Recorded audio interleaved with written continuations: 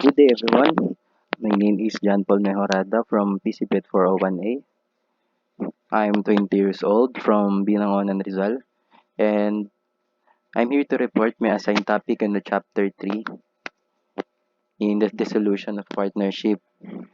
So, the discussion content is composed of the Article 1830, the Civil Code of the Philippines.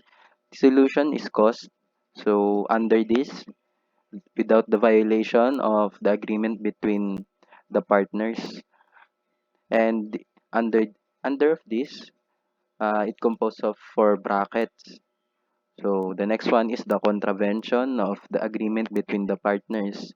And lastly, by any event which makes it unlawful for the business of the partners to be carried on or for the members to carry it on its partnership.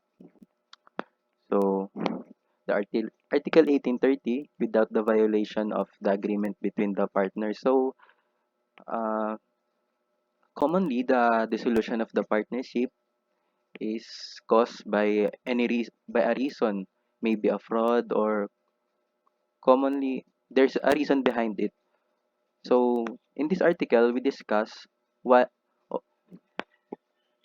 what if a partnership is dissolved even without a violation of both parties of the partnership. Under of this is by the termination of the definite term or particular undertaking specified in the agreement. So there are two there are two types. So the partnership with a fixed term, or merong napagkasunduan na kung kailan matatapos yung partnership na yon, kung hanggang saan lang. So example nito ay A and B entered into a contract of partnership for a period of 5 years.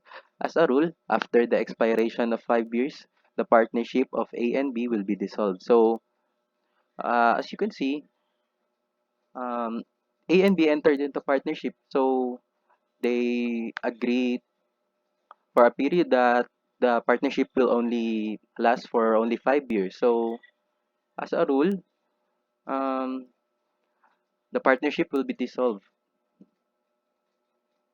after the 5 years.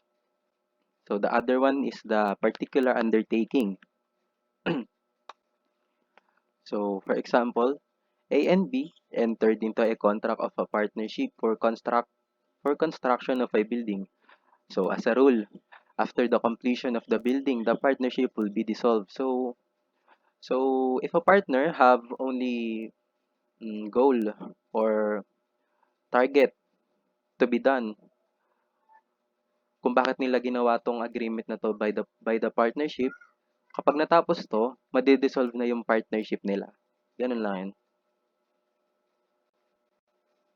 So the next one is by the express of any partner who must act in good faith when no definite terms or particular undertaking. So dito naman wala siyang definite term or particular undertaking. Ang pinagkaiba niya do'n sa una, yun nga yung isa meron na definite term or particular undertaking. So under this, partnership at will. So for example, A and B entered into a contract of a partnership. If either A or B, if wants to discontinue the operation of a partnership for any reason, then the partnership is dissolved. So isa lang ang umayaw or umalis dun sa partnership na yon, then the partnership will automatically will be dissolved. So, under this, isa pang problem tayo. So, the Krusty Krab partnership, which is in the main office, which is in the Makati. So, sa general partnership, hinar si SpongeBob ng general partnership sa isang limited partnership. It's composed of Mr. Krabs and Pearl as a general partnership, and the limited partnership which is composed of Plankton and Squidward. So, hinar si SpongeBob as an assistant manager. So, ang nangyari, si SpongeBob hindi siya pinapasweldo ng tama. Kalahati lang yung pinapasweldo sa kanya monthly at kulang na kulang yun para sa kanya. So, itong ating general partnership, pinangakuan si assistant manager natin na babayaran siya after na makabawi yung partnership nila na umokey na yung operation ng business. And then hanggang sa paghihintay nito ni SpongeBob na ating assistant manager, binenta niya yung interest sa limited partners. And then, ito namang limited partners na pinagbentahan niya, binenta sa isa pang partners, which is nagkaroon ng bagong partnership, which is si Karen at si Ton. So, in the new partnership, kinuha pa rin nila yung name na Krusty Krab partnership from Makati to Mandaluyong. And then, etong si SpongeBob nagreklamo na bakit daw hindi siya kasali dun sa sa kasi yung ibang empleyado or karamihan sa empleyado kinuha pa rin nung bagong partnership na yan. Si SpongeBob nagreklamo siya. And then, kasi ang sabi nga nila, ang sabi ng bagong partnership, hindi na daw kasali doon si SpongeBob, ang ating assistant manager, which is hinar siya nung una. Ang sabi pa nila, hindi daw nila original na empleyado si SpongeBob. And then ayun, hanggang sa dumating sa korte. So ito yung dalawang dilema pala muna.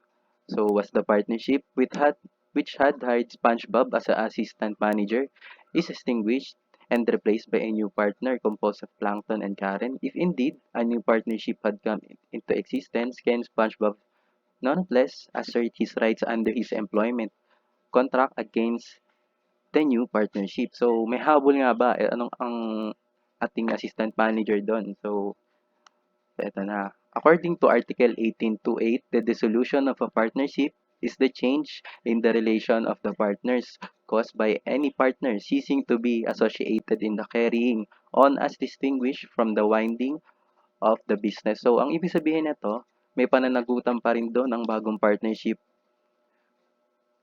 kay SpongeBob. Kailangan siya nitong bayaran at maibigay sa kanya yung karapat-dapat na rights na dapat nakuha niya nung una pa lang.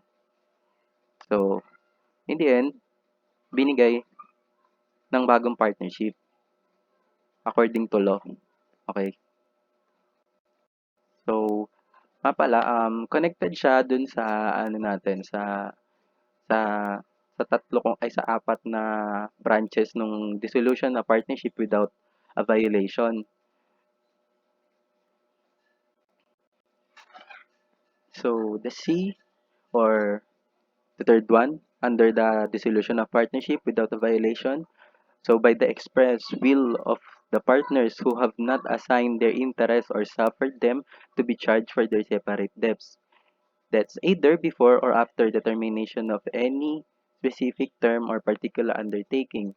So, for example, A and B entered into a contract of partnership. If both A and B want to discontinue the operation of the partnership for any reason, then the partnership is dissolved. So, isa man, parang kagaya lang nung kanina, if A and B, isa man sa kanila na umayaw na or umalis na sa partnership na yon, then, as a rule, partnership will be dissolved.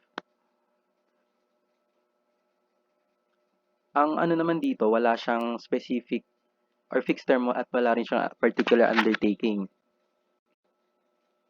So, the fourth one is by the expulsion of any partners from the business, bona fide yan, mali spelling, in accordance with such power conferred by the agreement between the partners. So, like for example, A and B,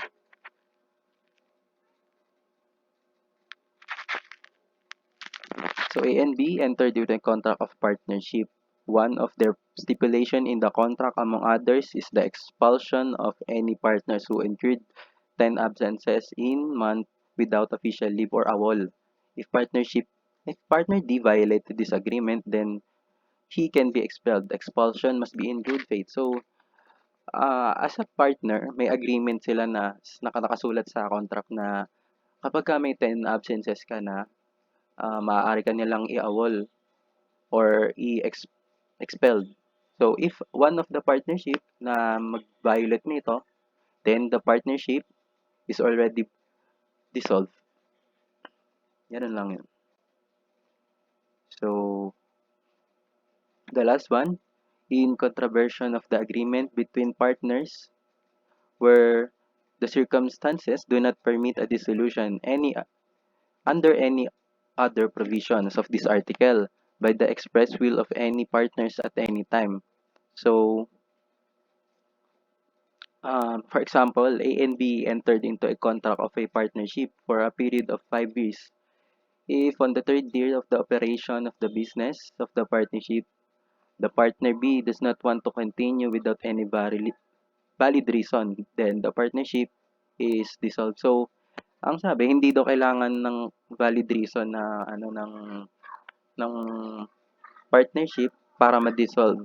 Isa lang sa kanila na umayaw dun sa napagkasunduan, which kunyari 5 years ang kasunduan niya, and then sa eto nga pang third year pa lang umayaw na nang walang dahilan yung isang partner, and then the business is automatically will be dissolved. Gano'n lang siya kasimple.